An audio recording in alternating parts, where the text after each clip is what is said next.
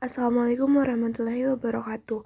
Perkenalkan, nama saya Mutiara Cikralwi dari kelas 10 MIPA 4. Pada video ini, saya akan menjelaskan tentang daur biogeokimia. Pengertian daur biogeokimia. Daur biogeokimia adalah peredaran unsur-unsur kimia dari lingkungan melalui komponen biotik dan kembali lagi ke lingkungan. Proses tersebut terjadi secara berulang-ulang dan tak terbatas. Jika suatu organisme mati, bahan organik yang terdapat di dalam tubuh organisme tersebut akan dirombak menjadi zat anorganik dan dikembalikan ke lingkungan. Adapun jenis-jenis daur biogeokimia. 1. Daur sulfur. Belerang atau sulfur terdapat di atmosfer dalam bentuk sulfur dioksida atau SO2 yang berasal dari aktivitas vulkanis, misalnya gunung berapi, pembakaran bahan bakar fosil, asap kendaraan bermotor, dan asap pabrik. Belerang juga terdapat dalam bentuk hidrogen sulfida H2S yang dilepas dari proses pembusukan bahan organik di dalam tanah dan air yang dilakukan oleh bakteri dan jamur pengurai. 2. Daur fosfor. Fosfor di alam berasal dari pelapukan batuan mineral atau batuan fosfat dan penguraian bahan organik, misalnya kotoran ternak atau hewan laut, oleh dekomposer. Fosfor diserap oleh tumbuhan dalam bentuk fosfat anorganik, misalnya H2PO4, HPO42, dan PO43. Meskipun jumlah fosfor di alam sangat banyak, tetapi persediaannya untuk tumbuhan sangat terbatas, karena sebagian besar terikat secara kimia oleh unsur lain dan sukar larut di dalam air. 3. Daur karbon. Unsur karbon terdapat di atmosfer dalam bentuk senyawa karbon anorganik, yaitu karbon dioksida atau CO2. Senyawa anorganik CO2, baik di darat maupun di air, akan diubah oleh produsen menjadi senyawa karbon organik melalui proses fotosintesis, disertai penyimpanan energi yang berasal dari radiasi cahaya matahari. 4. Daur air.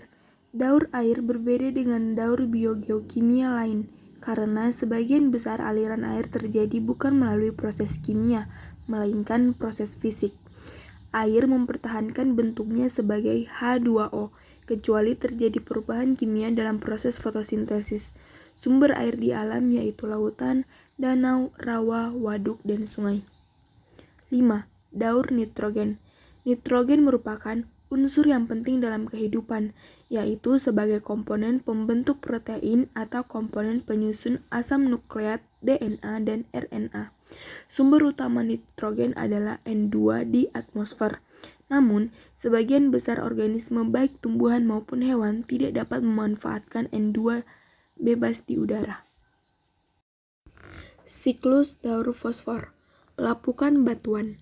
Siklus fosfor diawali dari tumbuhan utama fosfor yang dijumpai dalam batuan melalui proses pelapukan. Pelapukan tersebut secara alami dipengaruhi dengan faktor hujan, cuaca, dan juga erosi. Jadi menyebabkan fosfor berpindah ke tanah. Pada saat batuan yang mengandung fosfor terkena air hujan, maka akan langsung melepaskan ions N-fosfat dan mineral lainnya yang ada di dalamnya. Penyerapan oleh tanaman dan hewan. Fosfat yang sudah terkandung dalam tanah akan digunakan oleh tumbuhan, jamur, dan mikroorganisme sekitarnya. Sedangkan pada hewan herbivora dan manusia akan menyerap fosfor yang terkandung pada tanaman saat mengonsumsinya. Pada hewan karnivora, fosfor akan didapat pada saat hewan tersebut memangsa hewan karnivora. Dekomposisi. Berikutnya, fosfor akan kembali ke alam atau lingkungan melalui proses penguraian atau dekomposisi.